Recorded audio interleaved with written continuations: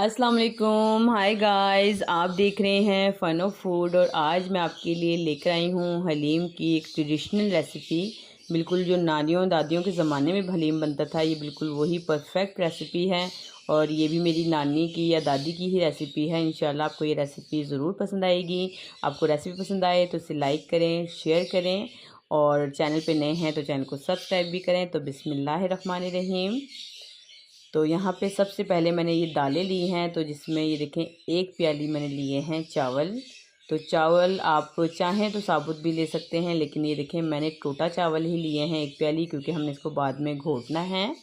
एक प्याली ही मैंने यहाँ ली है मूंग की दाल। माश की दाल ये भी एक प्याली है। चने की एक प्याली दाल है। मसूर की दाल है एक प्याली। और 2 प्याली मैंने लिए हैं गंदम। ये देखें, तो मेरे पास दलिया नहीं है, मैंने गंदम लिया है। आप इसकी जगह दलिया भी ले सकते हैं या आपको कुटी हुई गंदम मिल जाए, जिसे हलीम कहते हैं कुटी हुई, तो आप वो भी ले सकते हैं। तो ये टोटल जो दालों का वज़न है ये तकरीबन है 2 किलो। अब हम इन्हें भिगो लेंगे। तो जो गंदम है वो हम अलग एक बाउल में भिगोएंगे। तो ये सारी चीज़ें आपने पहले साफ़ कर लेनी है, कोई इसमें तिनका कंकर वगैरह ना हो। और उसके बाद आप इन्हें भिगो दें। गंदम जब आप भिगो रहे हो तो उसको अच्छे से धोने के बाद आपने इसमें डालना है 1 टीस्पून नमक और 1 टीस्पून मीठा सोडा डालकर 4 से 5 घंटे के लिए भिगो दें। ऐसे ही जो दालें हैं, दालों में हमने कोई चीज़ नहीं डालनी, सिंपल पानी से आपने धो लेना है और 4 से 5 घंटे से भिगो कर रख दें। क्योंकि आजकल गर्मियां हैं, इतना टाइम काफ़ी होता है, लेकिन अगर मौसम ठंडा हो तो आप ओवरनाइट भी इसको भिगो कर रख सकते हैं। तो ये सारी दालें मैंने पहले चुन ली हैं, साफ़ कर ली हैं और अब मैंने दोनों को भिगो के रख दिया है साइड पर।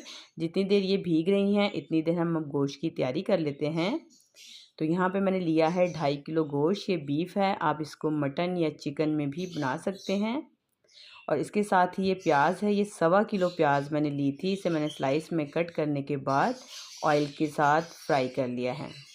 तो प्याज आपने इक्वल एक रंग का फ्राई करना है, ये ना हो कहीं से कच्चा हो या कहीं से ज़्यादा डार्क हो जाए, ऐसा ना हो। ये देखें, ऐसा आपने गोल्डन फ्राई करना है। और इसके साथ ही अब जो गोश्त है इसको हमने फ्राई कर लेना है। तो जिस ऑयल के अंदर मैंने प्याज फ्राई किया है ये वही ऑयल है। वज़न में तकरीबन ये आधा किलो मैंने ऑयल लिया है। इस हलीम में टोटल 1 किलो तक घी जाएगा। ठीक है, घी या ऑयल जो भी आप इस्तेमाल कर रहे होंगे उसका वज़न होगा 1 किलो। तो गोश्त को इतनी देर फ्राई कर लेंगे कि अच्छे से जो उसका पानी होता है ना अपना गोश्त का, वो अच्छे से ड्राई हो जाए। जितनी देर गोश्त फ्राई हो रहा है इसके बाकी मसाले निकाल लेते हैं। तो सबसे पहले मैंने यहाँ लिया है अदरक लहसुन का पेस्ट। तो आपने किस तरीके से मेजरमेंट करनी है अदरक लहसुन की, आपने लेना है आधा पाव अदरक और आधा पाव ही आपने लेना है लहसुन और इसका पेस्ट तैयार कर लें। तो ऐसे आपने इसका पेस्ट ले लेना है। टोटल 1 पाव अदरक लहसुन का पेस्ट जाएगा इसके अंदर। इसके साथ ही जो मिर्चें हैं ये कुटी हुई लाल मिर्चें हैं, ये 3 टेबलस्पून लूँगी और 3 टेबलस्पून ही मैं इसमें डालूँगी पिसी हुई लाल मिर्चें। बाद में हमने इसमें हरी मिर्चों का भी इस्तेमाल करना है। तो आपने बेफिक्र होकर, अगर आप इसी तरीके से ज़्यादा हलीम बना रहे हैं, यानी कि 2 किलो दालें हैं, 2-2.5 किलो गोश्त है, तो ये आपकी जो बन के हलीम तैयार होगी ये 20 से 25 किलो तक इसका वज़न होगा। एक बड़ा बर्तन जो भर के बनती है ना हलीम, जो हम बाँटने में इस्तेमाल करते हैं नज़र न्याज वगैरह में, ये वो वाली रेसिपी है। 4 टेबलस्पून मैंने इसमें डाला है धनिया पाउडर। हल्दी मैंने ली है 2.5 टेबलस्पून, सॉरी 2.5 टीस्पून। ठीक है, ये हल्दी गई इसके अंदर। अब इन सारे मसालों को आपने अदरक का लहसुन के साथ थोड़ा सा पानी डालकर भिगो के रख देना है। इस तरीके से जो मसाले हैं वो फूल जाते हैं और उनमें बड़ी अच्छी खुशबू आती है जब आप उनको भूनते हैं।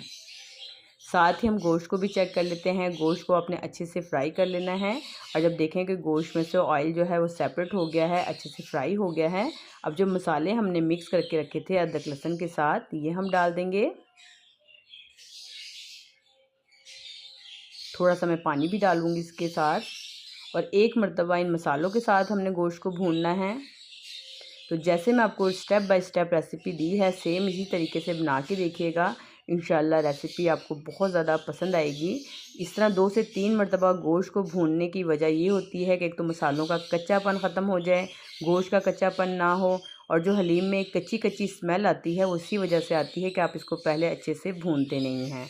तो पहले हमने गोश्त को अच्छे से फ्राई किया है, उसके बाद देखें मैंने अदरक लहसुन के साथ इसको गोश्त को दोबारा से मसाले फ्राई कर लिए हैं।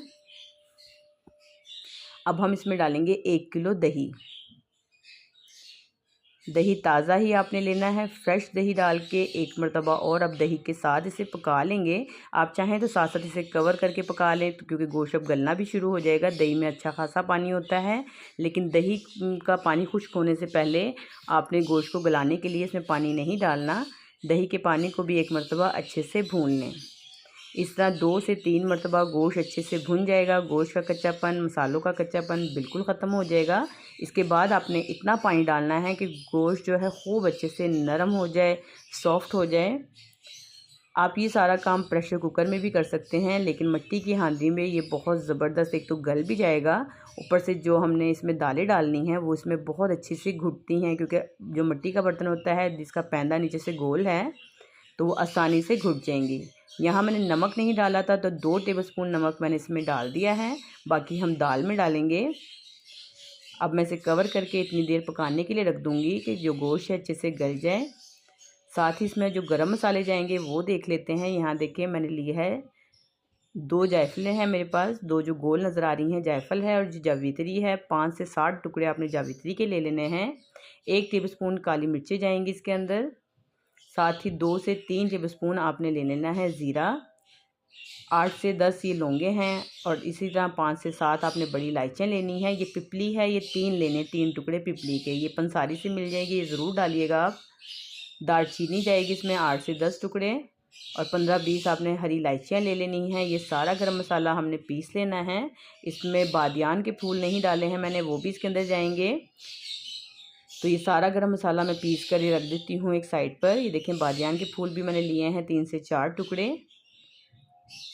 अब जो दालें हैं वो अच्छे से भीग चुकी हैं और गोश्त जो है वो गल रहा है एक साइड पर। तो पहले हमने क्या करना है, जो गला हुआ गोश्त है ये हम निकाल लेंगे इसमें से। ये देखें सारा गोश्त मैंने निकाल लिया है, जिसमें ऑयल था वो भी मैंने निकाल के सेपरेट कर लिया है। अब जो बचे हुए मसाले हैं और जो पानी है इसमें डालेंगे दालें, और मज़ीद पानी डालकर अब इसे कवर करके दालों को इसी मसाले के साथ पकने के लिए छोड़ देंगे। तो यहाँ आपने मज़ीद 2 टेबलस्पून इसमें नमक भी डाल देना है। अब जो गंदम को कूटने का तरीका है ये बहुत ही आसान है, ये मेरी दादी का तरीका है। ये देखें आपको, ये मैंने भिगो दी थी इसको। अब मैं हाथों की मदद से जब मैंने इसको रफ़ किया है तो इसके सारे जो छिलके हैं वो उतर गए हैं। तो इसको छिलकों को हटाने का बहुत ही आसान तरीका है कि आप इसके अंदर पानी डाल दें, सारे छिलके जो हैं तैर के ऊपर की तरफ आ जाएंगे। हम उसको छन्नी से छान लेंगे, गंदम नीचे रह जाएगी। तो इस तरीके से 2 से 3 पानियों से जब मैं इसे निकाल लूँगी तो देखें सारे छिलके इसके उतर गए हैं, और जो गिरी होती है ना गंदम की गिरी, ये रह गई। ये असल हलीम है, इसी को इसी तरीके से बनाते हैं। क्योंकि आपको पता है जो खाने वाले हैं हलीम, उन्हें पता है कि उनके जब गंदम की जो हलीम बनती है, बाइट लेते हैं तो एक गंदम का दाना जब दांतों के नीचे आता है वो कितना टेस्टी लगता है। तो इस तरीके से आप एक मरतबा हलीम को बना के ज़रूर ट्राई करें, ताकि आपको पता चले कि असल हलीम की जो रेसिपी है वो कैसे तैयार की जाती है। तो यहाँ पे मैंने गंदम भी एक साइड पे गलने के लिए रख दी है, दालें भी गल रही हैं, गोश्त मैंने निकाल के इसको मैंने क्रश कर लिया है चॉपर में डालकर, और ये ऑयल भी मैंने इसका सेपरेट कर लिया है। ये हो गई हलीम की सारी तैयारी। साथ के साथ खुले मुंह के बर्तन का पकाने का ये फ़ायदा होता है, एक तो मिट्टी के बर्तन में जायका बहुत अच्छा आता है, और साथ के साथ हम इसे चेक कर सकते हैं बार बार कि ये गला है या नहीं गला। और जैसे जैसे ये गलना शुरू होगा तो आपने क्या करना है, एक घोटना ले लेना है, और घोटने की मदद से साथ के साथ आपने दालें और गंदम को घोटना स्टार्ट कर लेना है। तो यहाँ पे मैंने एक लकड़ी का बड़ा घोटना ले लिया है, और इसके साथ ये देखें मैं इसको घोटना शुरू कर दूँगी, क्योंकि गंदम जो है काफ़ी अच्छी तरीके से गल गई है। तो गंदम को बिल्कुल ज़्यादा आपने प्रेस नहीं करना, यानी कि कुछ दाने अगर इसके रह भी जाएँ तो कोई टेंशन नहीं है। ऐसी जो दालें हैं ये भी मैं घोट रही हूँ। अब साथ के साथ मैं इसमें गोश्त जो मैंने क्रश करके रखा है, चॉपर किया है मैंने, वो भी मैं इसके साथ साथ डालती जाऊँगी इसके अंदर ही, ताकि गोश्त भी दालों के साथ अच्छे से मिक्स हो जाए। तो यहाँ देखें मैंने मिट्टी के बर्तन में ही गोश्त डालकर दालों को अच्छे से घोट लिया है। एक साइड पे मैंने गंदम को भी घोट लिया है। अब ये सारी जो चीज़ें हैं बढ़ गई हैं क्वांटिटी में पकने के बाद। अब हम इसे एक बड़े बर्तन में निकाल लेंगे। तो आपको ये बिल्कुल मुश्किल नहीं लगेगा अगर आप ऐसे ही स्टेप बाय स्टेप बनाएंगे, और आंच आपने इतनी हल्की ही रखनी है। ये सारा काम इतनी हल्की आंच पर ही हो रहा है।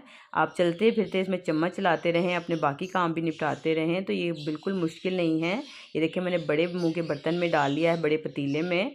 अब इसको, ये सारी हलीम अच्छे से घुट गई है। जो दाना आपको नज़र आ रहा है ये गंदम का दाना है, ये खाने में बहुत ही टेस्टी लगता है। अब जो इसको तड़का लगाने का तरीका है वो बिल्कुल डिफरेंट है। आपने ऐसे पहले कभी तड़का नहीं लगाया होगा। यही हलीम की जान है, असल तरीका है। आप अगर इस तरीके से तड़का लगाएंगे तो कभी भी हलीम में बिल्कुल भी दालों का कच्चापन नहीं आएगा। तो आपने पहले क्या करना है, अच्छे से ये अंडरस्टैंड कर लें कि हलीम अच्छे से घुट गई है। उसके बाद आप इसका अंदर देख लें कि रेशा बन चुका है। ये देखें, कुछ लोग यहाँ पर मशीन से भी इसको घोटना पसंद करते हैं, लेकिन मैं इसको मदानी या जो घोटना कहते हैं उसी के साथ मैंने इसको घोट लिया है। अब जो हमने दाल वगैरह प्याज फ्राई करके रखी थी, ये देखें, प्याज का कुछ हिस्सा मैंने निकाल लिया है जब हम सर्विंग करेंगे उसके टाइम डालने के लिए, गार्निश के लिए, तो बाकी मैंने इसमें डाल दी है। ये देखें, आपने अच्छे से फैलाकर प्याज डाल देनी है। इसके ऊपर हम डालेंगे खूब सारा हरा धनिया। ये एक बंच मैंने लिया है हरा धनिया, और 1 से 2 बंच आपने लेने हैं पुदीने के। वो आपने खूब सारा इसके ऊपर फैला देना है। इसके साथ ही जो मैंने गरम मसाला आपको दिखाया था वो मैंने पीस के रखा है, जायफल जवित्री वाला, ये हम इसके अंदर डाल देंगे।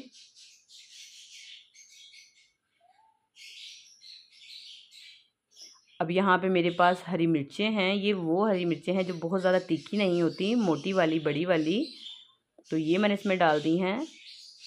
तो आपने एहतियात से डालनी है, पहले आप चख लें। मिर्चें अगर सही हैं तो आप कम भी डाल सकते हैं, अपने टेस्ट के अकॉर्डिंग आप इन चीज़ों को चख कर डालें।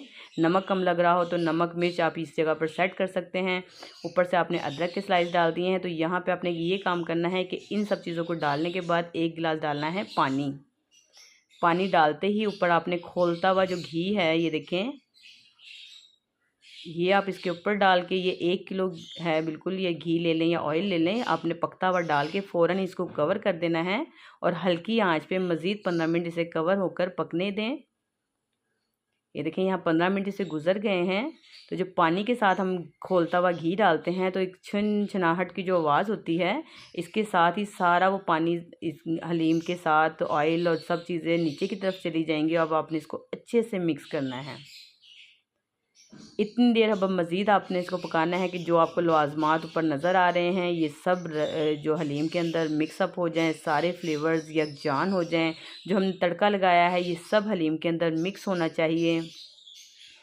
हरा धनिया, हरी मिर्चें, अदरक, गरम मसाला और जो तड़का, प्याज, ये सब जो जायके हैं हलीम के अंदर रच बस गए हैं।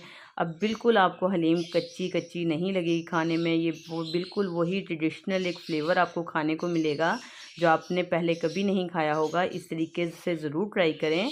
अगर कोई बड़ी नानियाँ दादियाँ इस रेसिपी को देख रही होंगी तो आई होप उन्हें ज़रूर पसंद आएगी ये रेसिपी। तो जब भी आप हलीम सर्व करते हैं तो उसके साथ प्याज, हरी मिर्चें, नींबू, चाट मसाला, पुदीना, धनिया और अदरक वगैरह के स्लाइस साथ सर्व किए जाते हैं। चाट मसाला छिड़क कर, नींबू निचोड़ कर फिर हलीम को एंजॉय किया जाता है। अगर आपको मेरी रेसिपी पसंद आए तो आप इसे ज़्यादा से ज़्यादा शेयर करें। अपना फीडबैक मुझे लाजमी दें। आप मुझे कहाँ से वॉच कर रहे हैं ये भी ज़रूर मुझे बताया करें। तो नेक्स्ट वीडियो तक के लिए मुझे दें इजाज़त। अल्लाह हाफिज़, बाय बाय।